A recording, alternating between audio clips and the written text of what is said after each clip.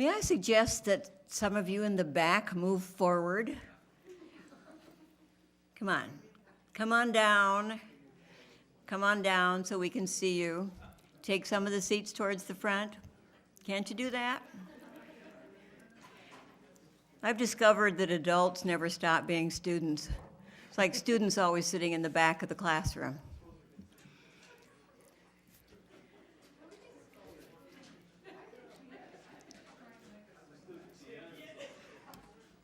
The ones you're good on the aisle, we could see you. Our laughter will now be infectious. Be careful, I'm gonna ask you to sing. Thank you. I have liked a small book called Homo Aestheticus, Where Art Comes From and Why. The author, Ellen Dissanayake, says that arts exist in human societies because play and ritual were crucial to their adaptation and survival. We are Homo Aestheticus as much as we are Homo sapiens. The drive to make things special is a psychological component of every human being.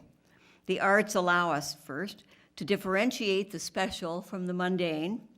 Second, to cope with unusual or inexplicable occurrences.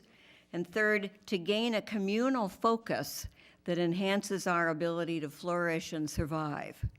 So what we're all doing here is both extraordinary and very basic. Our arts work is a way to make things special for ourselves and for generations to come.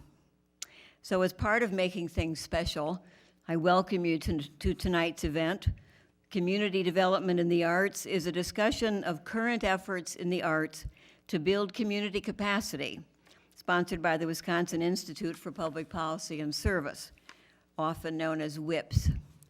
I'm Linda Ware, Professor Emerita of English at UWMC. I want to thank you for your interest in the Institute's programming, made possible by generous support from the Wisconsin Humanities Council, the UW Colleges, UW Extension, and other donors. After the presentation, we'll have a question and answer session, a festive one, we have been promised, with WIPS interns distributing handheld mics for the questioners. Afterwards, we hope you'll join us in the terrace room out and to the right for a reception and an opportunity to speak directly to our panelists. And please, if you will, complete and return the evaluation sheets that were distributed at the door. Your feedback helps us to track our programming efforts. Let me introduce our panelists quickly, Mario Ewell and Eric Takashita. Mario Ewell provides a wide array of services to the nonprofit and community arts worlds. She's currently working with the Colorado Council on the Arts to manage their increasing cultural participation and Small Steps grants programs. She also manages Colorado's Peer Assistance Network. She has her BA from Bryn Mawr, the MA from Yale University, and an MA from the University of Colorado, Denver in urban and regional planning. Her specialty is linking the arts to the furthering of broader community ends.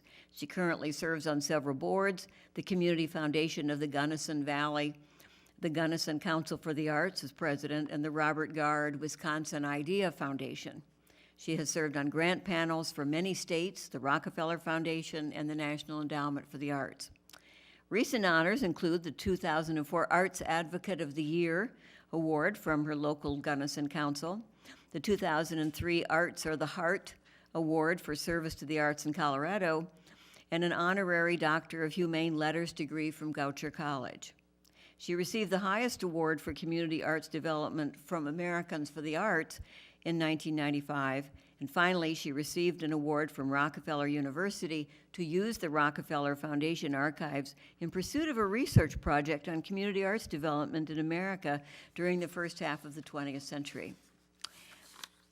Eric is a senior program officer with the Minneapolis-St. Paul office of the Local Initiative Support Corporation, LISC, where he is in charge of the Sustainable Communities Initiative, a comprehensive approach to community development. Takashita has his Master's of Public Administration from the Harvard Kennedy School. He has nearly 20 years of community building experience in the nonprofit and public sectors. As an independent consultant, he has provided strategic planning, program development, project management, and leadership development services to a wide range of organizations interested in building stronger communities, empowering communities of color, and leveraging the power of the arts. Previously, Takashita directed an art center in Honolulu, using the arts to revitalize downtown Chinatown, and was a lecturer at the University of Hawaii Manoa's Urban and Regional Planning Department, teaching a graduate course on the use of the arts in community economic development. Prior to that, he served as a senior policy aide to the mayor of Minneapolis, where he championed the development of that city's 10-year strategic plan for arts and culture. I hope you'll welcome them, and we'll have an interesting discussion. Okay? Thank you.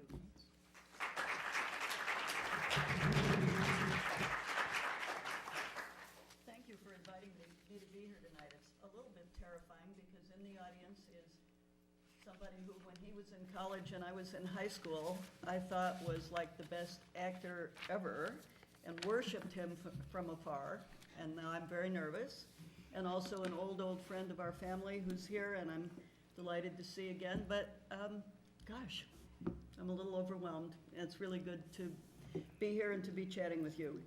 Thanks so much for inviting me, Linda and Jean. It's great to be here. And this is a topic that is beyond dear to my heart. I think this is totally an obsession. I completely believe that the arts are a crucial ingredient in strengthening America's communities. I'm going to use terms like community development, community building, community strengthening, kind of interchangeably tonight. By all of them, I'm meaning building a local culture of participation by which people who live in a shared place work together creatively to make their place and its systems better. Indeed, in Athens, 500 BC, citizens had to take the following oath. We will never bring disgrace to this our city. We will fight for the ideal and sacred things of the city. Both alone and with many, we will strive unceasingly to quicken the public sense of duty. Thus, in all these ways, we will transmit this city, not only not less, but greater and more beautiful than it was transmitted to us. Let me just repeat some of the ingredients that I list anyway for creative community building, things I just mentioned. A culture of participation. By this I mean that anyone of any race, of any age, newcomer, old-timer, younger, older, has a way to become engaged in making their shared or their public life better, and their engagement is welcomed in a community development approach. People who are affected by a system or an environment are the key actors in changing that. That's the first big idea, I think. Second, working together creatively. Places are different. Two towns in the same county might have the same population, but the meaning of living in each town is completely different. If you start with a belief in the creativity of all people, and that to me is a basic, non-negotiable assumption, then when people come together and are given permission to think playfully together, you should be able to come up with some pretty interesting solutions to community issues or community problems, things that'll work in your place and might not work appropriately so in the place down the road. So that's the second idea. And the third big idea is to make their place better. And by better, I mean more just, more equitable, more democratic. To me, these are the hallmarks of greatness for a place, as well as more beautiful, just like the Athenian oath from 500 BC stated. So that's the result that I, and hopefully we, are seeking, a just and democratic community where creative participation is a key to making it so. So let's put my definition thing aside for the moment and take a look at how the arts fit in my view. Infusing the arts into community building isn't a new idea, although today we sometimes behave as though we just discovered it, especially in Wisconsin, because of the Wisconsin idea. The chances of using the arts well in the community development process are better, I think, than in most places. I want to tell you a little bit about why I personally came to some of these ideas. I grew up in Wisconsin, in Madison. Here are 3 memories I have, and I realize that they have sort of helped shape my worldview, so they're kind of parables, I suppose. My first memory, my dad was a guy named Robert Gard, and he was a playwright with big ideas about the arts, and I was often very nervous because he took normal things and made them extraordinary. That's the sort of thing that kids hate. They worry about that. I remember my 10th birthday. My parents were very mysterious about what was going to happen. That was my first clue that something horrible was going to be in the works. And they took me and my 3 friends out to the backyard.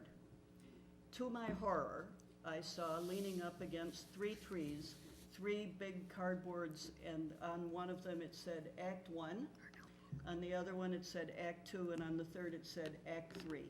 I wanted to die. My parents gave me the name of the show. It was a play called The Diamond in the Corn. They gave us a piece of quartz. They gave us a box of old clothes. They said our parents would be over in an hour to see the show. Get started. Of course, we invented and wrote a play and produced it to wild applause, I might add, at 4 o'clock. It's 50 years later, and I still remember that birthday party. And what was, of course I was nervous at the beginning. I kind of liked it by the end of the show. The applause helped a lot. But what I can see is that my parents were trying to teach me that the most ordinary of events, a 10th birthday party, could be an extraordinary act of something creative. The second memory, the Green Bay Packers. They're very important in our home, as in many, if not most, of the houses in Wisconsin. And Sunday dinner and Thanksgiving dinner were organized around kickoff time and the end of the game. Silly me, I thought that the Packers were a football team, and gradually learned, as everybody in this room knows, that actually the Packers are owned by shareholders, 112,000 of them right now, and I will say I do own my share. They are, it's governed by a board of directors, elected by the shareholders. Yes, I send in my ballot every summer. And I learned that the Articles of Incorporation, which were written in 1923, stated the following. The stipulation if the Packers couldn't be sold, if they ever dissolved, the proceeds had to go to the American Legion, and now it's been changed to the Green Bay Packers Foundation. According to the Packers website, the stipulation was enacted to ensure that the club remained in Green Bay, and there could never be any financial enhancement to the shareholder. But here's the point. The Packers can't be severed from their city. They can never become the Missoula Packers or the Boston Packers. They are the Green Bay Packers, or they don't exist. They belong forever to Green Bay, to a particular place, and they can't be severed from that place. That's really important to me. The third memory, my dad's office was in the basement of our home, and over his desk for the 45 years that I knew him was a portrait of Fighting Bob, Governor La Follette, which I thought was weird as could be, because my dad was a theater guy, so why didn't he have a painting of Shakespeare or a portrait of Eugene O'Neill over his desk? And so I asked him and finally came to understand something about the Wisconsin idea, which he told me about. Fighting Bob and his friend Charles Van Hise had been students at the University of Wisconsin, and they'd both been influenced by President Bascom. And Bascom had a concept of service, public service, coupled with the best possible education to increase social betterment of Wisconsin. So Fighting Bob took this idea, coupled with his profound belief in the people, to the governor's mansion in 1900. He was determined that Wisconsin would become a state exemplifying participatory democracy where the voter, not the wealthy corporation, truly controlled Wisconsin's politics. Indeed, a book published in 1912 called Wisconsin, an Experiment in Democracy, stated that Wisconsin has, quote, carried democracy further than any state in the Union save Oregon. But for La Follette to achieve his vision for Wisconsin, the State University in Madison had to play a part. So his friend Charles Van Hise happened to become probably a little engineered by Bob, became the president of the University of Wisconsin. And the two of them created this thing called the Wisconsin Idea. WHA Radio was conceived to broadcast learning throughout the state. Correspondence courses were the norm. Professors took to the road and were rewarded for being off-campus teaching. For the Wisconsin Idea, lifelong education and the development of the talents of everyone in Wisconsin were essential if Wisconsin were to become the participatory democracy, the state of ideas, the state that would retain rather than export talent that La Follette and Van Hise had envisioned. What did this have to do with the arts? The Wisconsin Idea wasn't about the arts any more than it was about engineering or farming, but it was about the development of people's special talents, whatever they might have been. Van Hise said this in about 1910. I would have no mute, inglorious Milton in this state. I would have everybody who has a talent have an opportunity to find his way so far as his talent will carry him. Still, playwright Percy MacKay immediately saw the role that the arts played within the framework of the Wisconsin Idea. This is what he said. The Wisconsin Idea involves the full scope of popular self-government, but popular self-government without indigenous art forms is incapable of civilized expression.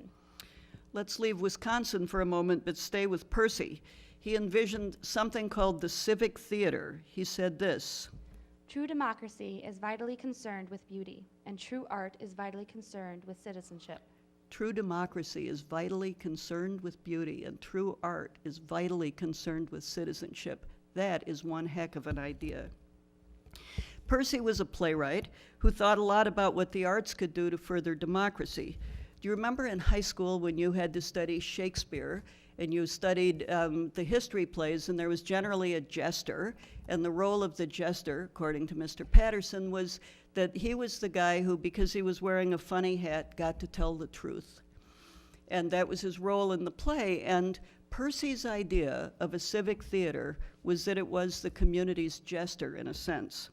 This is what he said in 1912. The civic theater idea implies the conscious awakening of a people to self-government in the activities of its leisure. To this end, organization of the arts of the theater, participation by the people in these arts, not mere spectatorship, dedication in the service to the whole community, these things are chief among its essentials. And these imply a new and nobler scope for the art of theater itself. MacKay had this idea that a civic theater would be kind of a laboratory of democracy, where ideas of concern to people in the community would be creatively tried out, examined, and discussed. It would be subsidized by local government for this purpose, and it would be free of having to make money. What a concept, for surely, he believed, in a participatory democracy, local government would want the people to explore ideas, and therefore would completely subsidize the civic theater where ideas were explored. Perhaps inspired by the notion of the relationship between popular self-government and indigenous expression, MacKay became a crafter of pageants. Now, you've probably got an image in your mind of what a pageant might be, and it might involve about 50 horses galloping across the stage. Then there's a campfire, and then there's a hoedown. Well, that wasn't what MacKay did. He saw the pageant as a completely new art form. Its purpose was to enable the city to be the protagonist of a drama in which it explored the notion of its future.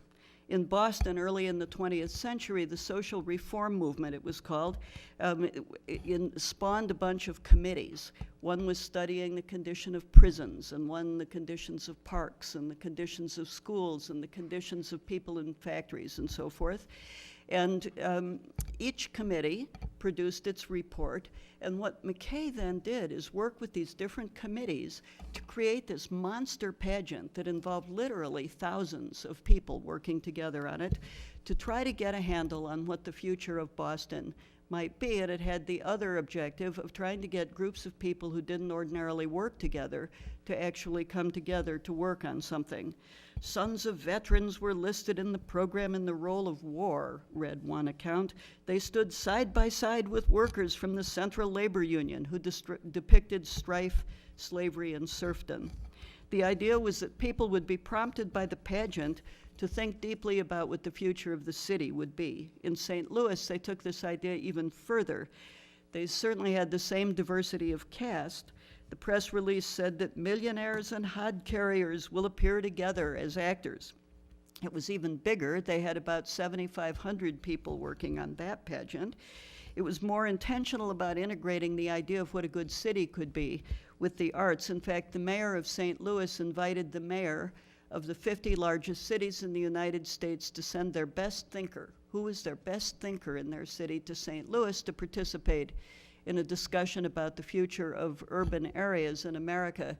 And what was humorous to me is that the mayor's letter specified that the thinker had to be able to ride a horse and look well on a horse.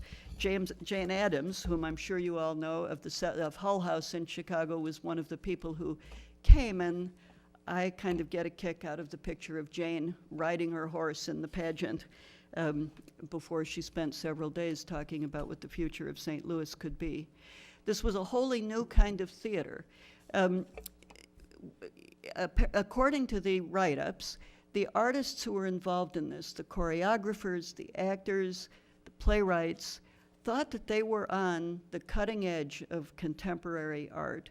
They didn't worry about what was the product and what was the process. They said you put it together and you get a whole new art form. And we're pushing the boundaries of the arts just as we're working together to help improve our city. The turn of the 20th century had to have been such an interesting time in America. Percy was working on his pageants, at least until World War I began, when the pageant form became a very sort of hyper-patriotic kind of thing, rather than an inquiry. Jane Addams was championing the role of the arts in the lives of immigrants to America in the settlement houses. W.E.B. Du Bois was writing things like this.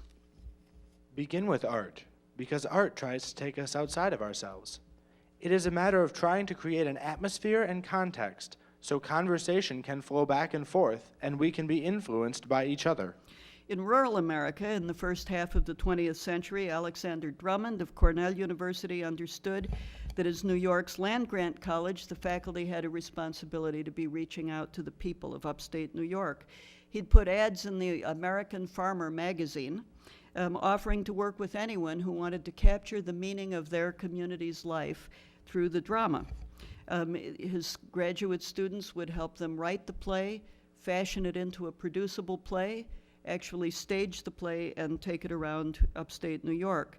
This wasn't a unique idea in America in the first half of the 20th century. It was happening in North Dakota through a guy named Alfred Arvold. In North Carolina, a fellow named Frederick Koch was doing the same thing. In New York City, about 1940, there was a Quaker schoolmarm, a lady named Rachel Davis Du Bois, no relationship to W.E.B. Du Bois, and she was articulating notions of cultural democracy. She might have been the first to coin the term when she said this. The welfare of the group means articulating a creative use of differences. Democracy is the only atmosphere in which this can happen. This kind of sharing we have called cultural democracy. Political democracy, the right of all to vote, we have inherited. Economic democracy, the right of all to be free from want, we are beginning to envisage. But cultural democracy, a sharing of values among numbers of our various cultural groups, we have scarcely dreamed of, much less have we devised social techniques for creating it. About the same time that Rachel Davis Du Bois was writing, Hallie Flanagan was directing the Federal Theater of the WPA, and she said this. Creating for our citizens a medium for free expression and offering the people access to the arts and tools of a civilization which they themselves are helping to make, such a theater is at once an illustration and a bulwark of the democratic form of government. I do not believe that anyone who worked on the Federal Theater regrets that it stood from first to last against reaction, against prejudice, against racial, religious, and political intolerance. And in Chicago, Baker Brownell, a philosopher, was thinking about democracy and community building too. He was brought to Montana in the 1940s to help small towns think about their economic future since copper was no longer needed after the war. He believed that the process of thinking about the future started with a review of the community's economic, educational, immigrant, and religious histories. And he created a self-study process, he called it, that sounded a lot like the process I described in Boston, in which a pageant was going to be integrated with thinking about the future of these small towns in Montana. Maybe he was influenced by Percy MacKay, I don't know. But the pageants didn't just recite their history, but they actually informed their future thinking by looking at their past through the medium of the theater. Brownell, too, was interested in the Wisconsin idea and made presentations in Wisconsin about the role of the arts in community building. I digressed a little from Wisconsin to show that factoring the arts into community building wasn't just limited to Wisconsin. It was national in scope, but I still think that Wisconsin led and maybe has the potential to still lead the way in putting the arts into the community building process. Here are a few examples from Wisconsin. The Wisconsin Dramatic Society was formed in the 19-teens by a fellow named Thomas Dickinson. This is what he said. There is absolutely no question of the organic association of the spirit of our work with La Follette progressivism. My chief interest was that in the outworking of democracy, of which I considered the theater the workshop. One of the Dramatic Society's best-known members, Zona Gale, playwright from Portage, said of her play The Neighbors, published in 1914, I should be very glad that the play be given without royalty to any country theater which will use part of the funds so raised for the following purposes: to plant at least one long-lived shade tree in the community, or to plant a fruit tree by the roadside, or to plant a spruce or a balsam to be used as a community Christmas tree. One tree for every performance. And if the producers wish to really give good measure for the use of the play, it is recommended that they conclude the evening with a community gathering, with community singing and dancing, and a discussion of the things which their community needs. a discussion of the things which their community needs: performance, creativity, tree planting, and a discussion about community issues, all in one sentence. Dean Chris Christensen of the College of Agriculture was a big thinker in the 1930s. He had this idea that, think about the word agriculture, it includes the word culture. There's culture in agriculture, said the dean. He envisioned a kind of an idea where there would be an artist who would be part of the College of Agriculture, whose job would not be to teach art on campus, but to be available to anybody in Wisconsin who might want to paint. What an idea coming out of the College of Agriculture. The dean hopped a train to Iowa to visit his friend Grant Wood, said, who's the best artist for the job? Grant recommended John Stewart Curry, who was a Kansan, then in Connecticut, so the dean hopped a train, went to Connecticut, and brought back with him John Stewart Curry, who designed the first artist in residency of any college or university in the United States in the College of Agriculture, not the art department. Curry got hundreds of rural people painting. The movement caught on, and the Wisconsin Regional Art Project is still going strong today. John Barton, at the time of the Department of Rural Sociology in the 1940s, said of the Artist in Residence program that although its paintings were exciting and captured the meaning of living in rural Wisconsin, the program was more than that. In 1948, this is what he said. The rural art movement cannot properly be understood apart from the democratic movement. It was inevitable that the democratic revolution, still in process through universal education and today adult education, should call into being, among others, a rural people's art. And then there was my dad, Bob Gard. He came to the university in 1945. He'd studied with Alex Drummond, the fellow I mentioned from upstate New York. Hired to do for rural people through theater and writing what Curry had been doing for painting, Gard called his program the Wisconsin Idea Theater. He believed that anyone in Wisconsin has a story to tell, and with a little assistance and encouragement, they could tell that story in drama, prose or poetry. There must be a great free expression. If the people of Wisconsin knew that someone would encourage them to express themselves in any way they chose, there would be such a rising of creative expression as is yet unheard of in Wisconsin, for the whole expression would be of and about ourselves. Guard's Wisconsin Idea Theater inspired people throughout the state. The theater wasn't a place, it was a sort of a vision of this uprising of creative expression of Wisconsin. When he died, my mother asked me to go through his library, and I think it's no exaggeration to say I found more than 200 books there with all inscribed something like, if you hadn't supported me and given me the encouragement to write this, I never would have written it. He saw this enabling as a profound civic responsibility, not just an artistic one, but a civic responsibility.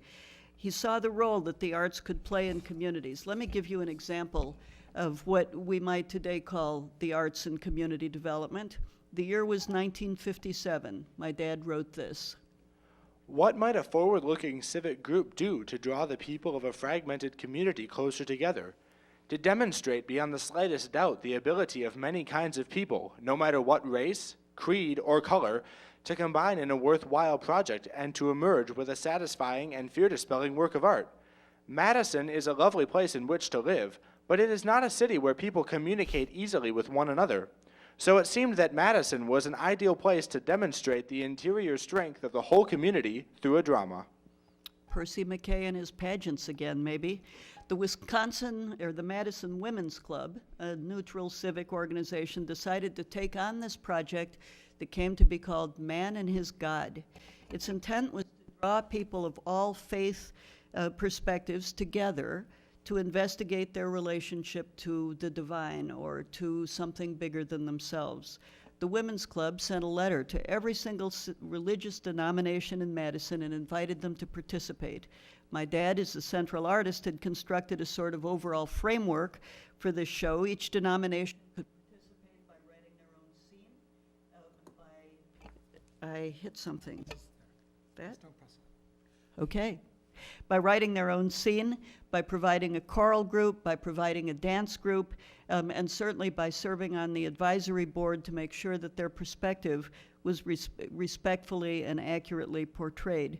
All in all, according to the Milwaukee Journal, over 500 people from 24 different groups, from Baha'i to Baptist, Jewish to Catholic to the Latter-day Saints, participated in creating a production that reverently investigated man's relationship to a divine being. In fact, here's what the drama critic from the Milwaukee Journal had to say. On what stage could you say St. Paul in company with Adam and Eve, Mephistopheles, Buddha, ancient Jewish prophets, and the god of Greek and Scandinavian mythology? Where could the sonorous words of the Old Testament be heard, interspersed with the Japanese no play, readings from the sacred Hindu scriptures, and poetry by such diverse authors as Aeschylus, Edna, St. Vincent Millay, and Christopher Marlowe? Not a play, not a pageant in the usual sense. Man and his God is something new in modern theater. Once again, think about what the artists working with Percy McKay said, that they were, by combining a social issue and their creative talents, creating a whole new form of art. Now, there could probably have been a conference at which people from different faith perspectives got together to talk about their perspective and learn from one another and share questions and discuss ideas, but through this drama, pageant, new art form thing, they could also respond emotionally. They could also show one another what they believed. They could also learn with their heart and their gut as well as their head. They could express their skepticism in a framework that was a creative one and didn't have to be scary. No, not to mention how they could grow from the bondedness and the exchange that happened as all sorts of people whose paths would never have crossed otherwise produced something together of excellence and meaning. The idea was confirmed by plenty of letters preserved in a scrapbook that my mom, thank heavens, kept, affirming the transformational power of working together. In 1969, Guard's Office of Community Arts Development within the College of Agriculture received the first Local Arts Development Award from the National Endowment for the Arts. It was designed to stimulate indigenous art production in 5 rural Wisconsin communities. Over a 3-year period, my dad and his staff including Rogers Keene in the audience today, supported local processes whose goal was the building of what was then called, and still is, but with a different meaning, a community arts council. The idea was that people would get together to talk about issues in the community and use the arts to help investigate those issues. Gard suggested that arts councils could be grounded in local economic development or grounded in a local environmental movement. This is what he wrote. One of the first principles of community art councils should be the assumption that they are and should be an instrument of social change, affecting change in both the arts and community life in general. They should be experimental in order to develop a community of creative abundance. 1969. In fact, Gard listed some 15 places where such an organization could be grounded, certainly in business, and we've all heard much about the creative class these days and the creative industries, but the environmental movement, recreation, health, religion, local history, youth, regional planning. An arts council could come out of and be attached to any of these things. He very much believed that developing what was then called an arts council could start just about anywhere where a community cared about something. And starting with that place, with that community issue, could initially bring people together for creative exploration. Some 35 years later, a team that I was lucky to be a part of revisited these 5 communities, and a UW-Madison graduate student interviewed at least 5 people living in each town, 2 elderly people who had been there in 1969, 2 young artists, and somebody like a newspaper editor with an overview. A data study was done too. The team combed all of this stuff and all this material for clues as to what might have made for a community arts development program that would last for 35 years. And the final piece, called Effective Community Arts Development, 50 Tips, I think we've got enough copies of, if anyone wants, to give to everybody tonight. It was just published by Americans for the Arts. Here's some of the advice based on the reflections over 35 years worth of work. For community development in the arts to be effective, there's got to be an articulated idea, a grounding philosophy, not just about the arts, but about all people in a community and about the way that they could be living together. Arts developers should articulate a thrilling vision of what meaningful interdependence would look like. The goal is a human community, not only an arts community. Democracy is perhaps the biggest idea in America. Why not ground community arts development work in a quest for making American democracy what it could be? Arts developers believe in the inherent creativity of the people in their community, and they're committed to bearing witness to their creativity. They're committed to exploring the unique psychology of their place and what it means to live there. They instinctively see restaurants as stages, snowboarding as choreography, advertising as poetry, birthday parties as theater.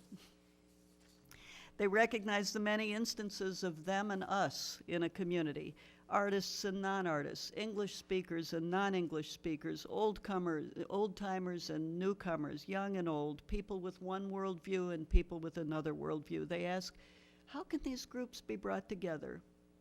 They recognize that the arts may be unique in allowing people to ask and respond to questions in a way that need not be threatening. Think about the Man and His God pageant. Most effectively through the telling of personal stories in art, theater, music, dance, poetry. They recognize that the arts, and maybe only the arts, allow a community to tell the story of what it means to live there. The stewards of meaning, somebody called an arts council. A public sculpture may be able to capture the meaning of one of the community's sacred places. A play may remind people of what the community values. A poetic phrase on the welcome to town sign may capture the essence of life there, where a conventional slogan simply can't. A community arts development action group, yes, can include artists, but why shouldn't it include people from the military base, as well as the business community, as well as the health and wellness community, as well as the environmental activist group, somebody from the hospital? The mission is a broad community. The MO is creativity. Baker Brownell, whom we met earlier in Montana, wrote a book in 1950 called The Human Community.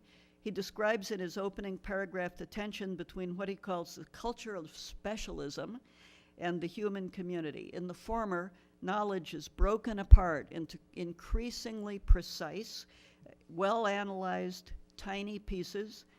It's tempting to remain in the culture of specialism because it's easier to grasp, but he portrayed that as a place of tension with the human community where things are synthesized and put back together. And he felt that society needs to be in a time of one, and then that time needs to give way to the time of the other. In the human community, knowledge is synthesized in the goal of an independent and interdependent ecosystem. I believe that we arts people have become specialists during the last few decades. We learned business skills, we learned about institution building. That's not bad, but I also believe that during this time we became increasingly isolated from our communities. There was a time for all of this, but now I feel like a time for asking why, how, is giving way to a time for asking why. A time for doing things for our community is giving way to a time for doing things of and by our community. Brownell believed that everyone is latently creative, but that the specialty arts institution too often reinforces passivity, and he believed that passivity is the death of democracy. Brownell believed that a creative thinking and art making are the tools for reclaiming a society's soul. Let me make a list to kind of wind up. I am a Virgo after all. I need to end with a list of the things that I think are maybe the most important things that I've mentioned, to just highlight them and recap. The first is the grounding of creative community building in participatory democracy and deep human values. The second is active engagement in community building by potentially anyone who feels invited to participate. Respect for the creativity of all persons, faith in one another, commitment to your place and articulating the meaning of living in that place, the importance of wholeness, of interdependence, the embracing of the biggest of ideas without fear. I urge us to think across disciplines, to embrace the arts as we design a society of life and meaning for all. Who are the artists in our community, the arts organizations? How could they express and help others express an understanding of living together? Who are the non-arts groups, the government entities in your community who care about the future of the place just as you do? And how can they work together with the artists? What could planners do with visual artists, transportation specialists do with choreographers, housing activists with playwrights, 4-H with a composer? It's essential that we try. T.S. Eliot said, "For us, there's only the trying, the rest is not our business." Let's not waste the enormous creativity of people as we build our communities. Wasting people is sinful to me. Why not instead remember that, as in Man and His God, it's possible to address important shared questions with heart and soul as well as head, which will result in a more creative, more place-specific, more meaningful future. We must try. Eric, tell us about making some of this real. Great. Well, thanks, Mario. And I think that was exactly what I was asked to come here to do, was to talk about some of how we are trying, right? We, as Mario said, we must try. And I've been very fortunate to have been on the front lines and trying and continue to do so. I feel that before I start, though, I need to respond to my Packer shareholder colleague here, because I am born and raised in St. Paul, and as a lifelong Minnesota fan, for better or for worse. My wife suggested I wear my Brett Favre Vikings jersey, but I chose not to. But anyway, but that aside, it came up. I had a chance to talk with a few people earlier today, and the question came up of why do I do this work that I do? And I was actually, how did I get here? And I was actually on my drive over. I was doing an interview with a reporter, and she had asked me this question. Well, what is it that makes you wake up in the morning? Why is it that you're so passionate about this work? And Mario, your comments really made me really answer that question for me very directly. The reason that I do is not only must we try, but it's also this deep sense of obligation that I have, that I personally have. I'm a fourth generation Japanese American, and I told this reporter on the telephone that, my grandmother lost her citizenship by marrying my grandfather, who was a Japanese national, and she was without citizenship for over 40 years, right? I've been, on the other hand, given all these opportunities to go graduate from Harvard, right? I mean, and my obligation then is to give back. We must try. So that's what really drives me. That's what drives my passion towards this work. And specifically then the question of how did I end up at this intersection, this nexus of using art as a tool for trying to build stronger communities. And again, on my drive up here, I was thinking about this. I was thinking about what I was going to say this evening. I was listening to these little CDs on tape, right? So, or CDs, books on CDs. I was listening to the Dalai Lama. And the Dalai Lama was talking about false dichotomies. And it occurred to me that that's why I do this work. Right. I grew up, as I said, in St. Paul as a Vikings fan, but I grew up in St. Paul at a time when you were either white or you were black. And I was neither. I was not white, nor was I black. And I never quite fit in either, right? And I think that really led me to this core belief that I don't have to make these choices. Right? I don't have to choose between being an artist, which I was an artist, or wanting to do community development. But rather, I could actually find a way to do both of these things together, right? And I think that's what really, for me, is what I try to do. And I think for me, so that's one part of it, is I don't believe in false dichotomies. The other piece is that I've lived this, I've experienced this. As I said, I grew up in the Twin Cities, and in the 1990s or so, there was a movement there where Asian Americans in the Twin Cities, and specifically a company, there's two things, Asian American Renaissance and Theater Mu came about, and there were these two Asian arts companies that actually started to give rise to my voice as an Asian American living in Minnesota. Right? So I witnessed and I experienced firsthand how art, how theater, how literature, how poetry could actually give a voice to and a sense of community to somebody, myself, namely, that didn't feel connected at all to this place. I had grown up there and I clearly was from there, but I didn't feel connected. And it was through the art. And it was through the very things that Mario was talking about that have been going on for hundreds of years that helped me connect to my place, to my home. So I just wanted to kind of share that about a little bit more in addition to my bio, but about how I ended up here and why I'm so passionate about this work. As Mario said, my job here was really to talk a little bit about kind of how are we trying to do this. And as I said, I've had the good fortune to do this work in a couple different places for a number of years. Specifically, I want to talk a little bit about some work that I was doing in Honolulu, where I had the opportunity to run a great little art center, actually kind of similar to the Center for Visual Arts here, a multidisciplinary center that had classes, and we had a gallery and a performance space, and we had office space for businesses. But it was very focused and very intentional around how we were going to be revitalizing this area of downtown Chinatown, right adjacent to Honolulu.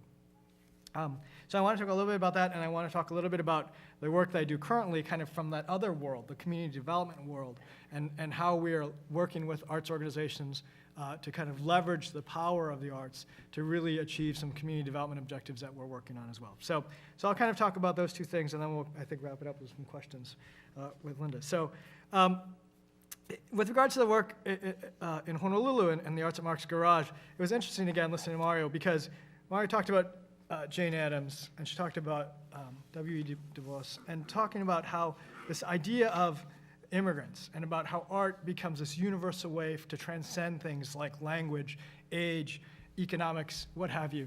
And that's exactly what we were trying to do at the Arts at Mark's Garage.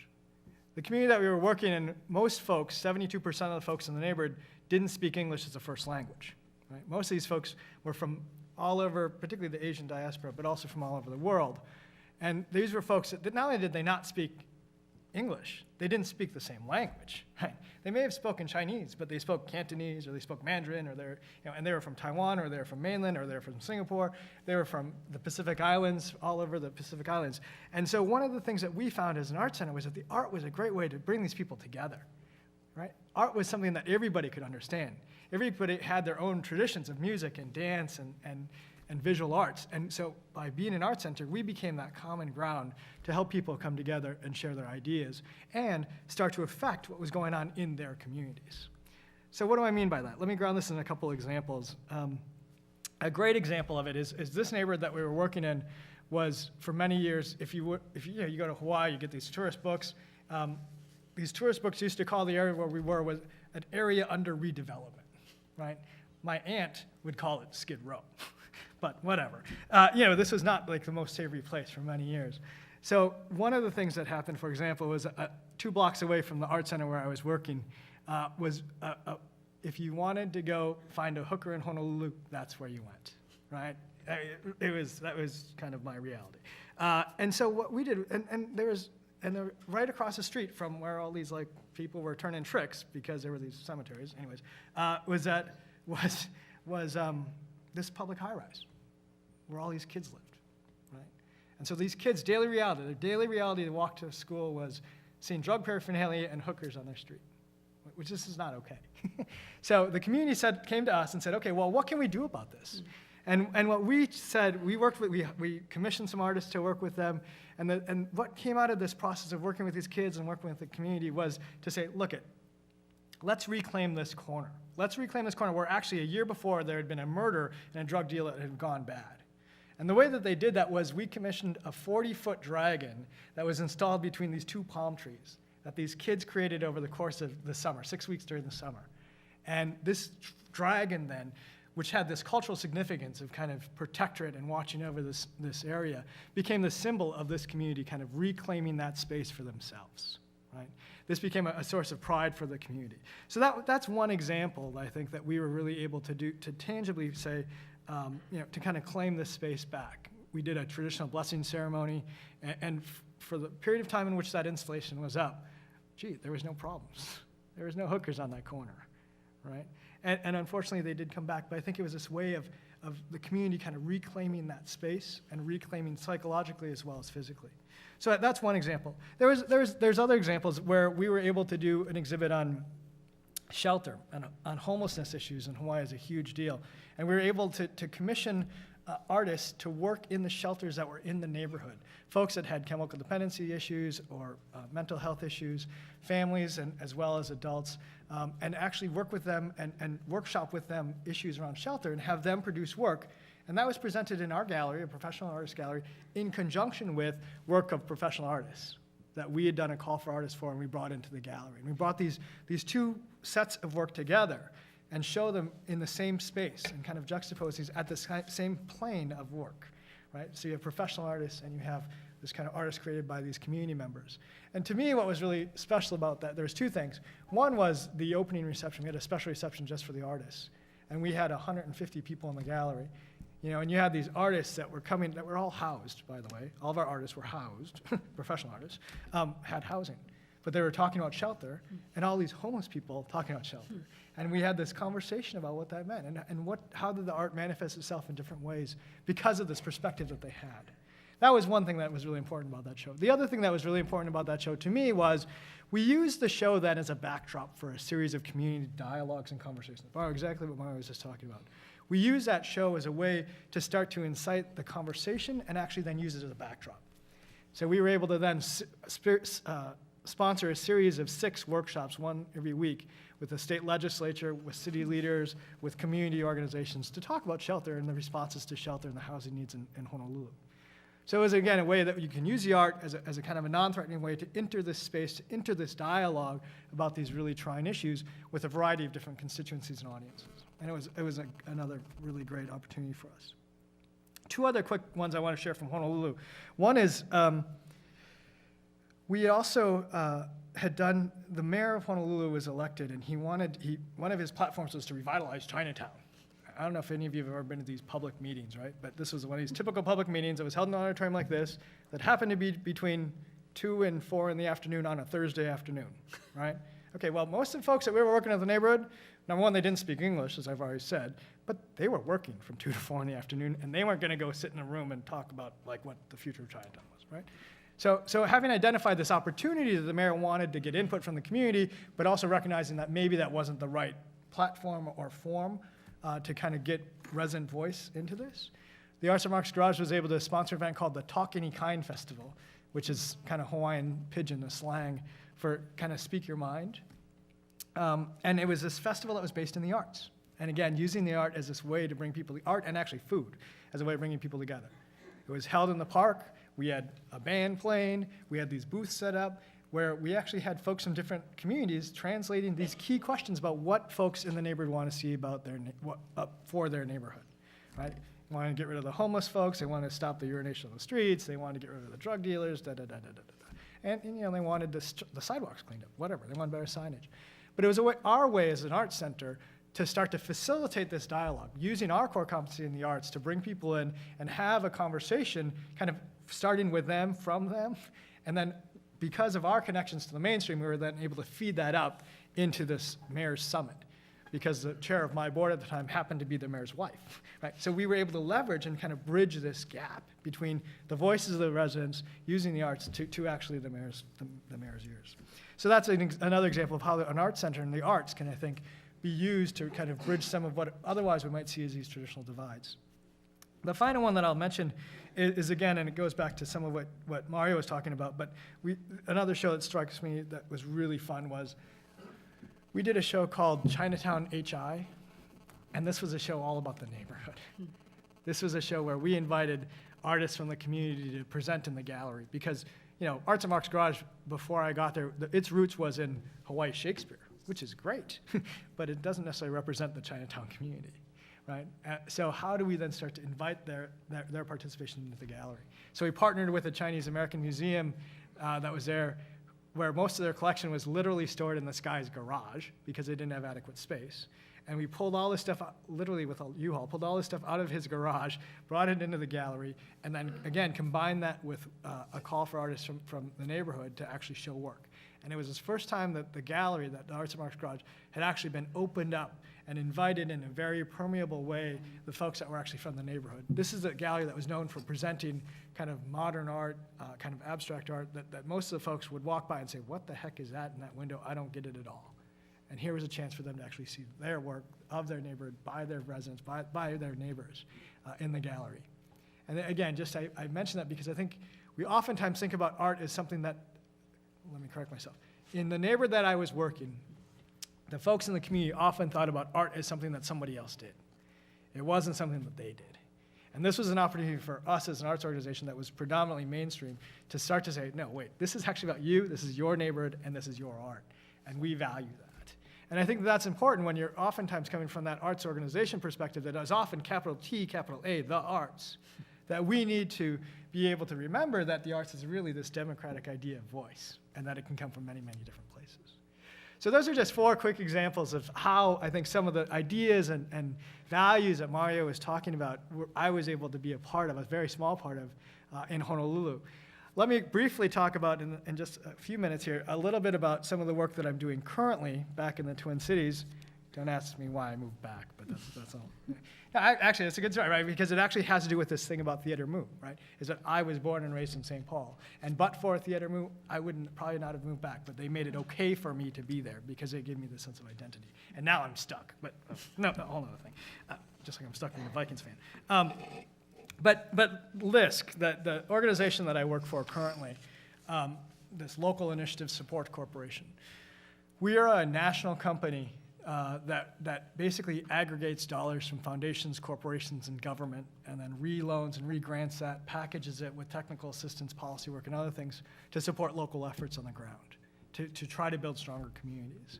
And we specifically see that in kind of a triad, a kind of 3 legs of a stool, if you would.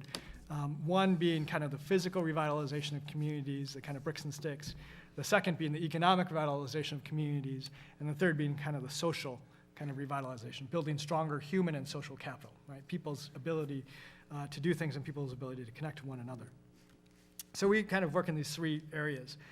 What I want to talk about briefly, my job there is to, as Linda mentioned, is to really run what we call this building sustainable communities approach, which is jargon, but whatever. But it really comes down to this, what I think you mentioned, I'm blanking on the Montana guy, but Brownell, right. But this idea of connections, right? This is not about one or the other. This is about all these things together, right? These things, like a tripod, only work if they're done in concert with one another. So we need to be linking these together. So that's my job, is to try to find the linkages between them. And then, because of my personal passion, I'm trying to find ways that LISC, as a traditionally worked with kind of real estate folks, can be connected more with arts and cultural organizations.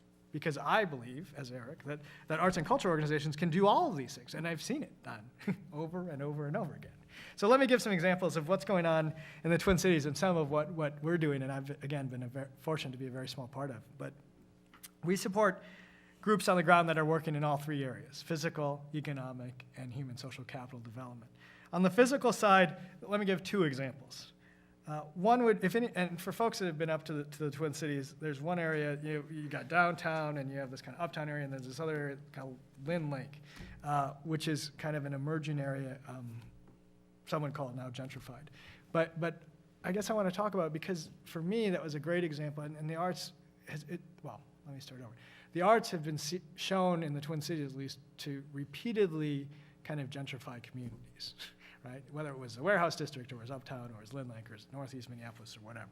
And we've seen this pattern now repeat itself 4 or 5 times. One of the challenges is how do you actually retain the artists that help to create the change in those communities? And one of the key ways to do that is to help people actually own the assets, right? So whether that be organizations owning their buildings or artists owning their houses, that's a key element of this, is as you help to incite and infuse kind of revitalization of a community, how do you also help to ensure, kind of guard against the unintended consequences? So there's 2 organizations I want to talk about. One in South Minneapolis, which is called Intermedia Arts, which is this great organization that's on 28th and Lindale. If you ever get to the cities, come up and visit. But this is an organization that owned a building, and when they first moved in, the businesses around them hated it because they would give artists walls to do aerosol art on, and the other businesses in the neighborhood thought that this is terrible. This is like the worst thing in the world. Well, if we fast forward 7 years, 10 years, now everybody loves it, and you have this new condo across the street called The Murals on Lindale, and it's become like the branding for this neighborhood, right? The arts have become literally this brand for this developer of how to develop this community. But I think it's a really great example of how the arts and creativity can be infused in a community, and it's also a critical example of where an arts organization, you need to have a stake in the community. You need to own your real estate, because as that market changes, you need to continue to be a part of it, right? They also do this great show that I want to just mention is a show called 55408, which is the zip code in which they're located. Every year, annually, they do a juried exhibition of the folks that are just from that neighborhood. And it's a great way for them to really identify where they are, where their place is in that community and in the broader region. And again, just as the work that we did at the Arts and Marks Garage, saying that this is your community as artists, this is your space, this is your building, so you need to own it, you need to populate it, and you need to show here. So I mentioned Intermedia because I think it's a great example of, again, this how arts can be used to foster and then the importance of really being part of the physical landscape. The other example on the physical side that I want to talk about is a group called Juxtaposition Arts, and this is over in North Minneapolis. North Minneapolis is an area that's still an area under development. But Juxta is a great organization. They've been around for about 15 years doing youth development stuff and incredible arts work. But there's 2 things about their work that I want to mention. One is that Juxta has, again, bought a building on the main commercial corridor in North Minneapolis, West Broadway, and has become a part of the community. From that position as part of that community now, they've really fully embraced that and said, okay, we're here. What are we going to do as an arts organization to make this a better place, right? So, for example, out their studio window, they look across the street at one of the busiest bus stops in the entire Twin Cities region, right? Is there a bus shelter there? Is there a bench there? Oh, no. People are expected to stand on the sidewalk to wait for the bus at the busiest bus stop, one of the busiest bus stops in the cities. But this is crazy. So Juxta, what do? They commission some artists to build a bench and put a bench out there, right? Which then all of a sudden people are like, oh, what? This is like public art. Oh, but it's a bench and I can sit on it. And it says North Minneapolis, and it was done by kids from the neighborhood, right? And so, of course, this bench that was done by the kids in the neighborhood doesn't get stolen, doesn't get graffiti on it, doesn't get destroyed within minutes, which is what people would expect, right? But it becomes a part of the physical landscape. It becomes part of the physical revitalization, and it becomes a way of reclaiming that space, right? They're also doing some work with pocket parks in the neighborhood. They're working with other housing developers where, and this is interesting. I just talked to them the other day, and they were talking about how they were talking to the police, and the police hate this little park concept because, that's where people can congregate. And, once you get 3 or 4 black people, then it's a gang. So I'm kind of quoting, but anyway, and they were like, what are you talking about? That's a good thing. We need more people on the street. We need more eyes on the street. We need more people. We need to activate this public space. So it's this really interesting kind of juxtaposition, sorry the pun, but of perspectives, right? So one side is like, oh, when you create places for people to congregate, bad things can happen. And the other perspective is when you create places for people to congregate, that's a good thing because then there's activity and there's positive stuff going on. Right? And so they're in this conversation with the police department, with the neighborhood, with other folks about how do you use the art to activate the space and the street and bring people back into the community. So that's a second example. The third one I'll use just briefly is, and it goes to the history, and it goes to this piece about what they're doing in the pocket parks, is that they, inspired by, I don't even know how big it was. It must have been like a 28-inch rim on a car. I don't know if you've ever seen these like huge rims that people put on their cars, these tires. It was inspired by this, but they did this art exhibition where they basically took a car rim and they put strips, they basically segregate, if you can envision a cylinder, that they then kind of separated out into different strips, right? And they had 12 strips on this thing. And on those 12 strips, they built to scale models of the intersection where they are. And they went back to 1900, and they went forward to 50 years ahead. And basically, every 10 or so years, they actually built scale models of what the neighborhood looked like over time, and then what the neighborhood could look like into the future. And it would spin. This cylinder could spin, right? And it would allow you then to see the evolution of the community, and then what you might want to see the community look like. And again, this is a way that you can use this art form to start to not just respect the history, but also start to envision the future. And to recognize that what's there today wasn't always there, and what's there today was choices that people made over time, and that we have choices about what's going to be there tomorrow. And that we as a community need to make those choices. And this is a community that generally isn't given a lot of choices, right? This is what people call a disenfranchised community. And this is a way for us to use the arts to help them understand, no, this is your choice. This is your community, and this is your choice. So that's just two quick examples about kind of how arts organizations are using kind of physical, affecting the physical environment. Let me move quickly to the economic environment. And again, I'll use Juxtaposition as an example of this because they're a great example. Juxtaposition is a youth, as I mentioned, they're an art center. They do studio classes, and then they do a lot of work in the urban and landscape and environment. Juxta has done an amazing job of helping to create these kind of pathways for youth to actually then be able to gain economic success, right? And it's interesting. I just talked to them, so I have these numbers in my head. But the median income in the neighborhood where they're working is about $27,000 a year, right? Which is actually not bad. But when you compare it to the rest of the Twin Cities, the rest of the city is about 36,000, and the metropolitan area is about 70,000. So this neighborhood, relative to the rest of the folks, are doing pretty not so good, right? Well, what they realized is that by helping kids do aerosol art on shoes, on shirts, on posters, on other things, that these kids were actually able to bring in another $500, $1,000, $2,000 a year, $5,000 a year to the household income. And you know, maybe that doesn't sound like a ton of money, but if you're only bringing in $18,000 and your kid can bring in another $5,000, that starts to make a big difference in your household income. Right? That's money that the kids can buy their clothes for school, that they can go out to the movies, that they can go down, do some fun things, and the parents don't have to take it out of the rent money or the food money. Right? This is something that they've kind of realized, and they are now working to develop this youth enterprise center, this textile design center for these kids, because what they've seen is they've seen this path, and they've seen where kids that have graduated from their programs have gone off and become business owners. Through the arts, through learning about youth entrepreneurship and the arts, and by being excited about the arts, wanting to be there, learning how to develop products and market products, they've gone off and created their own businesses. One of the businesses, and this is kind of one of these looping stories, but one of the businesses is now a sign company that does these kind of banner signs for streetscapes. If you ever see the like banners on streetscapes in towns, and they'll do custom design aerosol art for these banners, right? And so when Juxtaposition does banners for their avenue, they commission this kid that graduated from Juxtaposition to install the banners. Right? And so they're creating these opportunities for youth, and then those people, as they create these businesses, then come back and teach the kids again. And they're working to build this kind of cadre of alumni to come back and really work with them.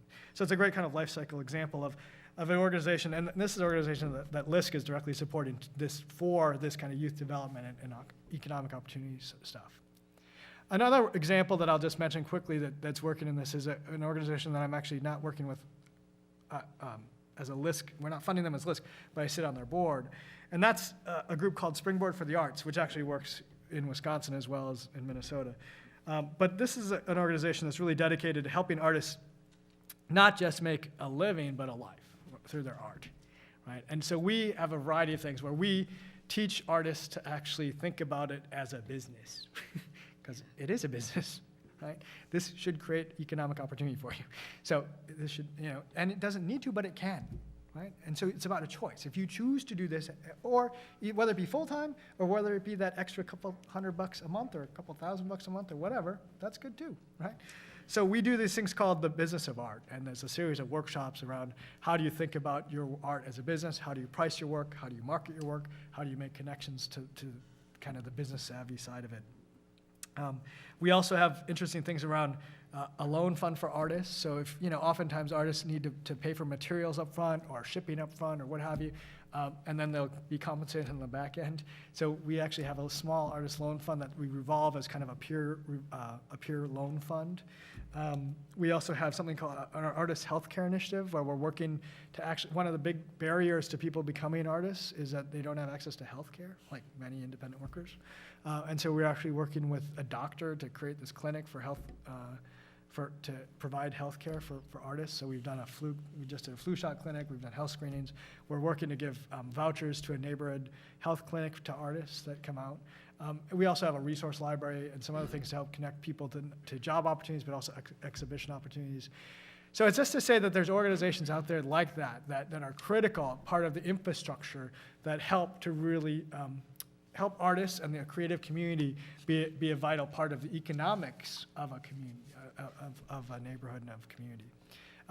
With that, and I wasn't going to mention this, but I will, it's in New York, but another group that's out there is called Art Home, which is great because that's all about helping artists gain financial literacy, right? So it's great being an independent artist because I can, write off all my materials and I can do all this other stuff and because of my business expenses. But when it comes time to buying a house, well, you know what? Then I show no income. Look at that. I'm never going to get a loan.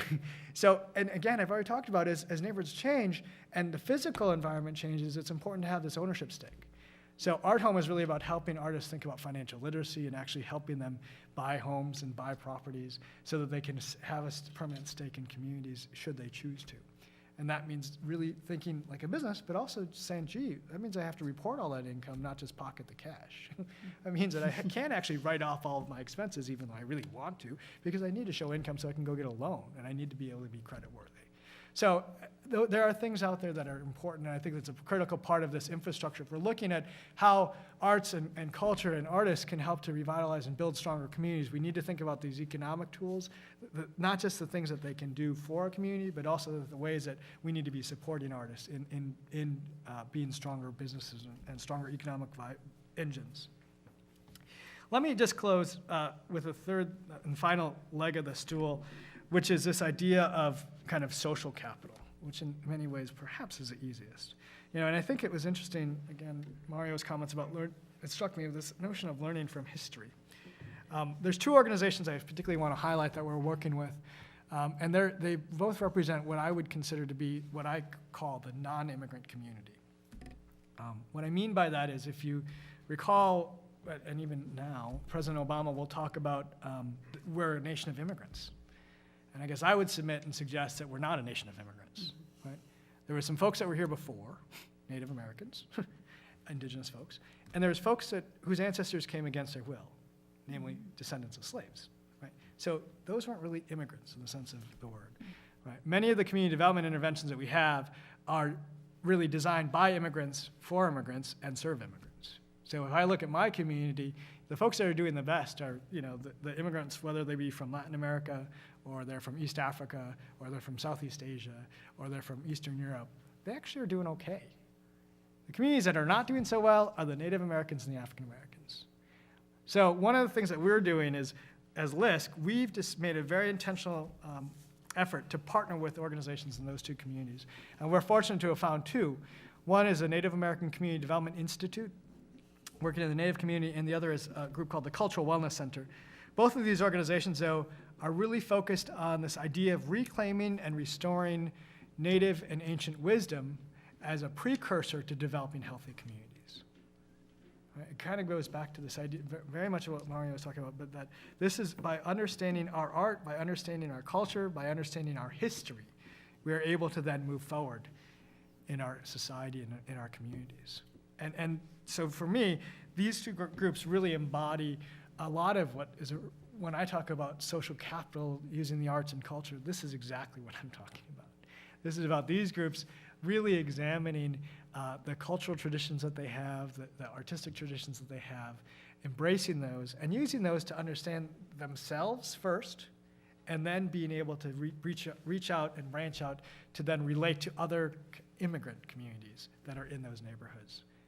So again, I believe that and I would suggest and submit that from a community development, from a community developer's perspective, the arts are a critical tool.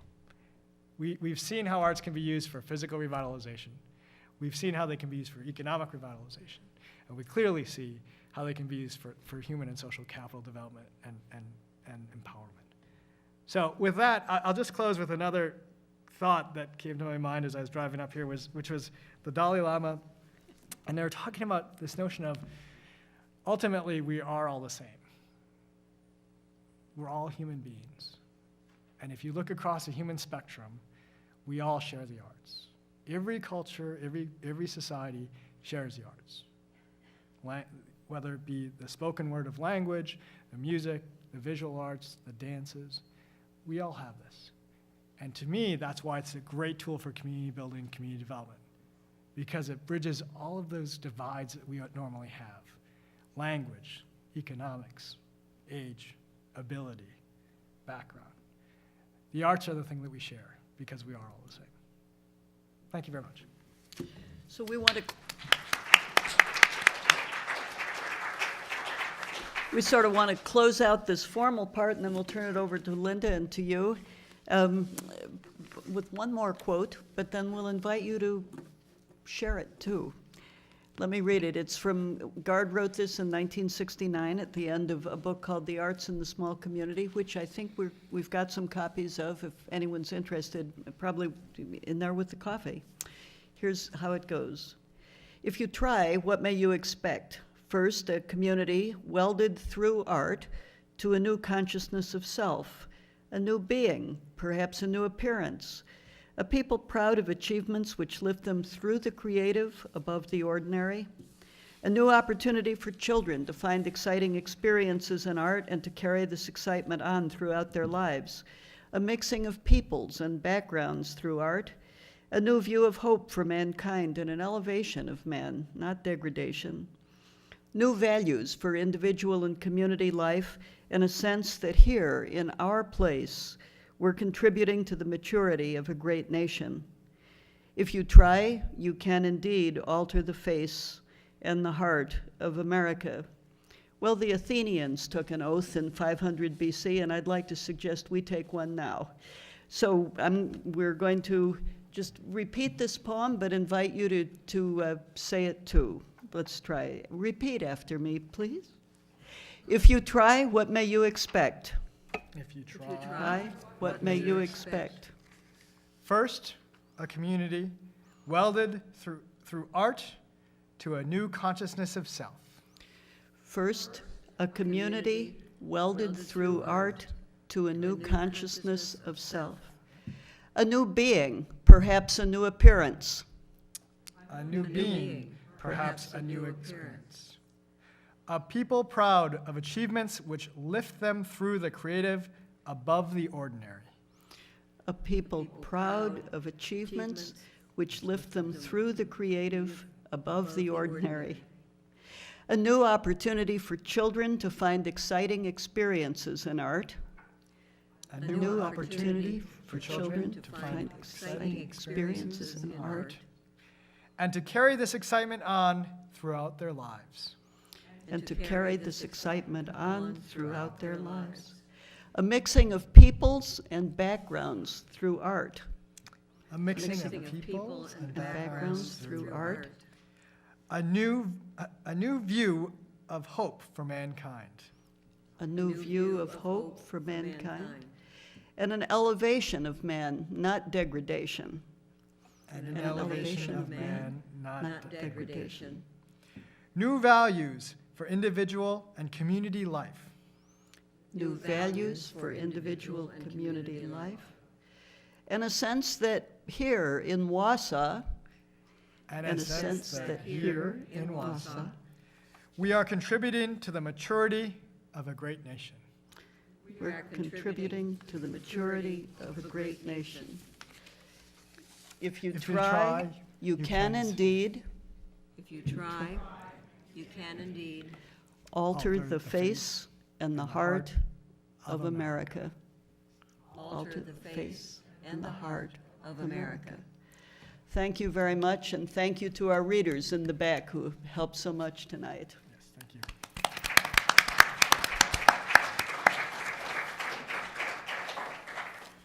I had this awful moment in there when I remember trying to learn lines. You know, and the sentence got long, and I thought, I'm going to forget the middle part in one more second.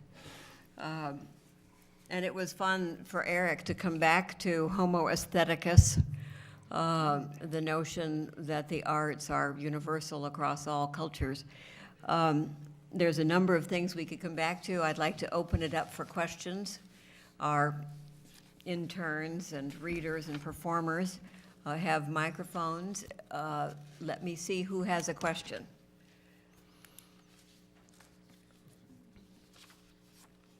Well, I'll start with one. I'm interested in the notion, going back to the notion of pageants. I sat here thinking, what are the pageants that we do now in Wausau, for example? Who sponsors them? Who makes them? Who observes them? Any ideas out there? What would you call pageants now? Thinking. High school football, okay. Concerts on the square. Probably last Friday night, the opening of the Badger State Games on the square was a pageant. Okay, okay. We got two things on the square here. Now I'm thinking locations as well. Mm-hmm. Mm-hmm. So are we under-pageanted in this community in terms of the different groups that interact, perhaps? Or are we at home watching pageants on television?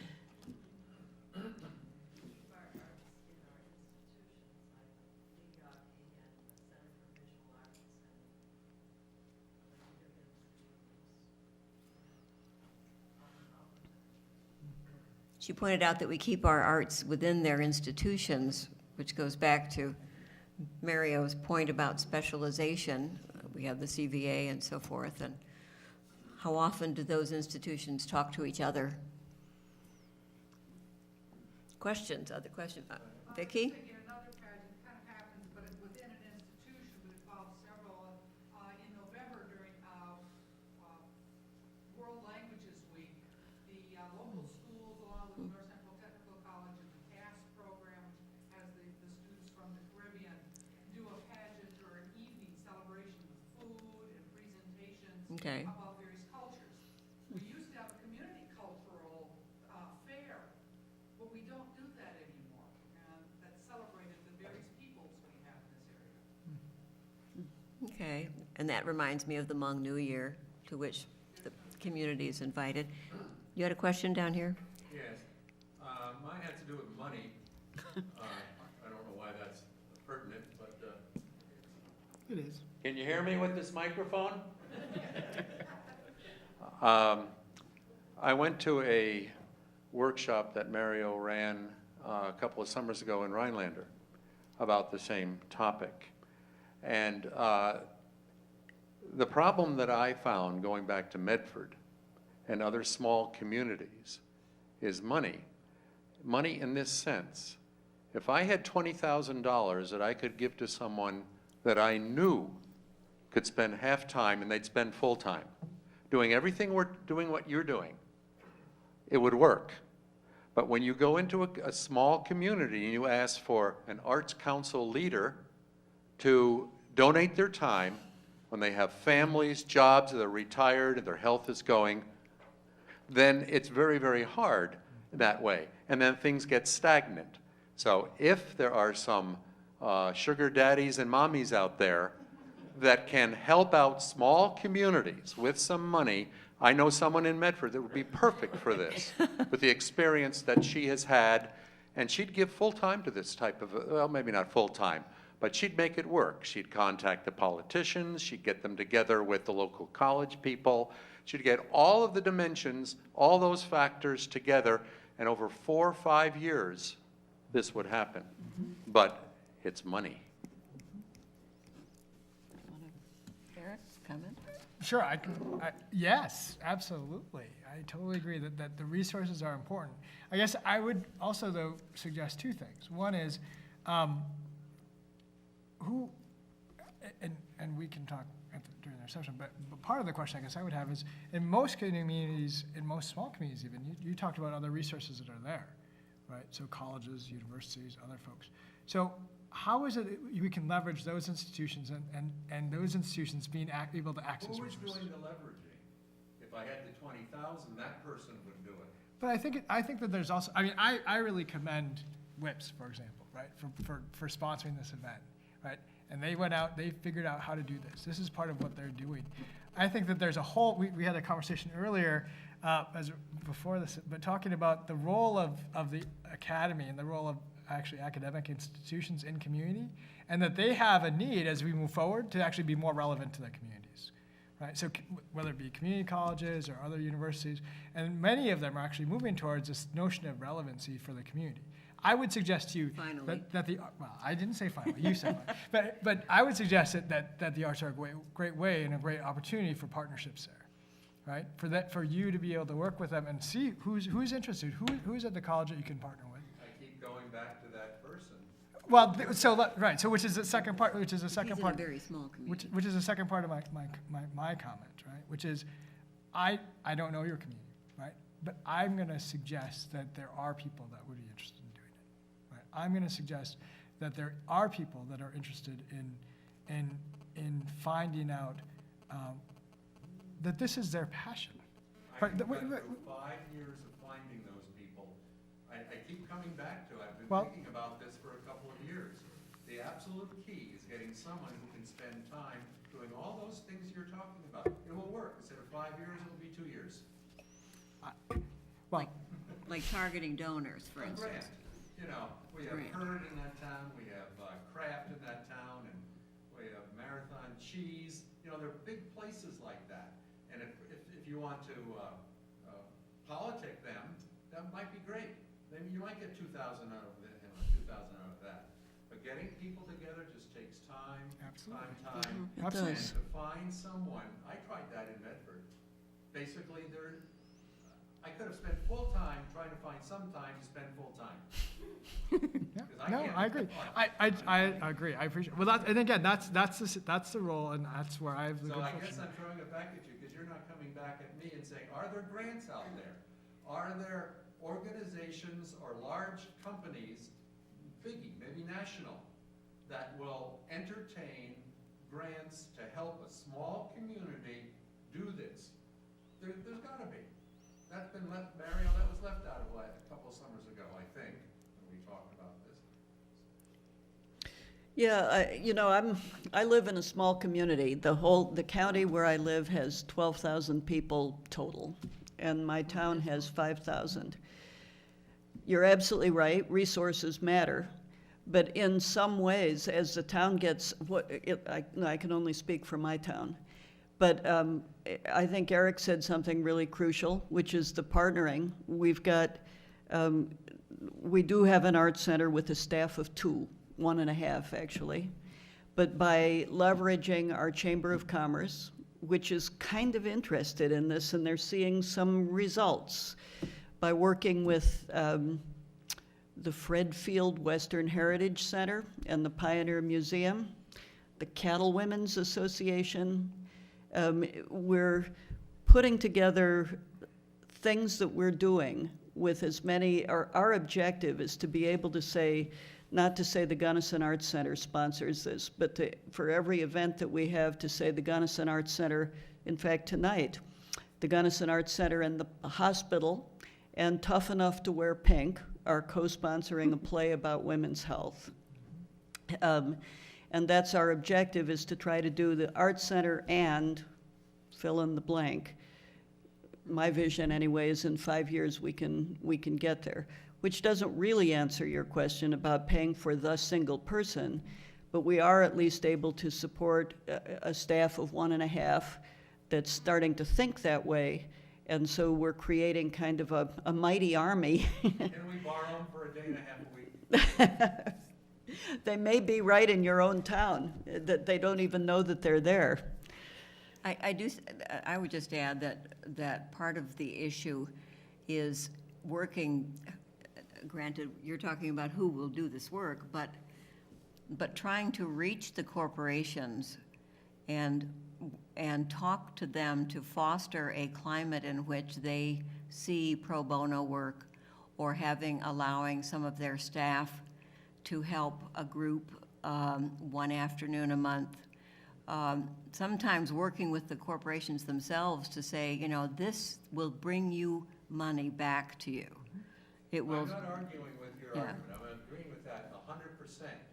It takes someone full-time Yeah, yeah. to do that. Mm-hmm. I was gonna go to HR and say, how about some wellness program? It's really an arts program. You'd have a special room here, and you pay people to, that would take me, you know, I know I'm getting emotional and complaining here, but believe me, that is grunts on the feet on the Yes. ground, and we can come up with a million great suggestions of things to do. Someone has to do them. Yes. You have to recruit that person. If there was money available, this would explode if all you'd have is $100,000, 5 communities. Boy, Mario, it would be unbelievable. Can we see what other suggestions we might have back there? Somebody's holding a microphone. Well, I just have a couple of suggestions. One way is to maybe involve some really young people. An example, a gentleman just started something called Fans of Downtown Wausau. He started at the beginning- Fans? Fans of Downtown Wausau, and he's going to put on there the events that are going on in Wausau to try to get more people involved. He started that early this week, and within 2 days, he said he had 1,500 people had clicked on Facebook from this area to be a fan of Downtown Wausau, and it's just escalating. Now, if you had something like that going on and you said, you know, we should have put on this event tonight to get more people here. But my question had to do with how do you facilitate readiness in a community to tell them that this is what they want to do. I just came back from Lompoc, California, which is a place on the coast down there, just by happenstance. And they decided they wanted some tourism, and they were going to use the arts to get the tourism. So they decided the way to do it was to do murals on all the buildings that were empty in their town. And so they got different small businesses to sponsor to pay for the paint and the scaffolding on the different buildings that they did. And like, they took one and they called it Alley of the Arts. And they petitioned out just mural-sized pieces and had different artists go and do their different style of the art. And I think on the funeral home, they had something about the history of the funerary business in Lompoc. And they had all the different businesses did the different historical backgrounds, much like Paducah, Kentucky has done a fence of historical backgrounds. And lo and behold, this has brought tourism into their community. People have actually stopped at the restaurants, and some of the old buildings have been renovated. So there are different ways to do things, and especially if you involve the youth to get them with their ideas into doing some change. Okay. And I wanted to follow up on the power of service clubs and communities. I'm from a small town. I'm from Eagle River, home of the snowmobile capital of the world. Started with an idea with John Allward, who ran the Chanticleer Inn, and he wanted to develop business in the wintertime in northern Wisconsin. John brought along his friends in the Lions Club, and my dad was in that Lions Club. They were the original sponsors of that snowmobile derby that started back in the 60s and is still going. Eventually took over, and a private concern bought it out because they found it financially viable after many years. I look at the Hodag Festival in Rhinelander. I look at the Lumberjack Festival in Eagle River. They were started by one person with an idea who talked with somebody else, but then brought in their friends from other service clubs, and that's where you got the power. You know, so, you know, in the wintertime up in Wisconsin, you've got a little bit more time to do some things when the summer residents aren't there and the tourists. And that's when they did all their plotting and planning. So the power of service clubs. I look at the Optimist Club, of which I'm a member. I'm a card-carrying member. I paid dues to be optimistic. And so I believe in people and believe in the power to be able to, for groups to come together that way. But at first it takes that person with the idea, and then they've got to share it. They've got to start talking and sharing the passion in them about that idea. Okay. Pardon me for other questions, other ideas? You wanna I make have a any question to comments? Eric. So in your neighborhood in Minneapolis or St. Paul? Minneapolis. In 10 years, if you were to come to that neighborhood, what, I mean, I was going to say, what would you hope to see? But could you realistically hope to see? The You talking neighborhood about the one with in the North cemeteries and the hookers? Yeah, Yeah, Just checking. that was in Honolulu. that one. Is that Oh, that was that Honolulu. one? Well, I mean, in any neighborhood, you know, I guess, let me respond this way. I don't think it matters what I want to see, right? I think it matters what the people that are there want to see, right? And at least in my role, whether it was at the Arts at Mark's Garage as an arts administrator, or whether it's at LISC supporting community development, it's about, my job is to facilitate and support people in the community realizing their hopes, dreams, and desires for their communities. Having said that, after doing this work for 20-odd years, what people want isn't rocket science, right? They want safe places. They want affordable places for them to be able to live. They want good jobs. They want good schools. They want safe streets, right? I mean, it's not like anything anybody else doesn't want, you know? So I mean, and I think that that's where, you know, for me, the arts, one of the assets of the arts is this idea of to be able to envision that which does not yet exist, right? Artists are outstanding at being able to see things that aren't there yet and create them, be generative about it. And for many of these communities, that's what we need. We need to be able to see that generative spirit, this idea of visioning what is not there now, and then laying out the path to realizing it. I mean, that's what artists do. Whether it's the playwright that produces the play, or whether it's the visual artist that creates the painting, or the musician that creates and produces a score. That's the generative process. And I think that's where we need, as a community development side, we can learn a lot from that artistic process of figuring out how to actually see what's not yet there and then making it real. So, does that respond to your question? Do you have anything you want to say as closing before we adjourn to a conversation? Let's adjourn to the conversation and talk to one another, Eric. Yeah, I just want to thank the University of Wisconsin and WIPS for the opportunity to come here, and for y'all for your time coming. This is something that I really firmly believe in, and I think that art really is the core of who we are as people. And I do think that it's, as I look forward, and as I look forward to communities and what we need to do to build a stronger country and a stronger community, I think that the arts are really essential. So thank you for your time tonight, and thank you to WIPS for sponsoring us. Absolutely. Thank you. I hope you'll join us out the back door and to the right. Continue the conversation. We'd like to be able to talk to some of you that we can see. That's right. Thank you.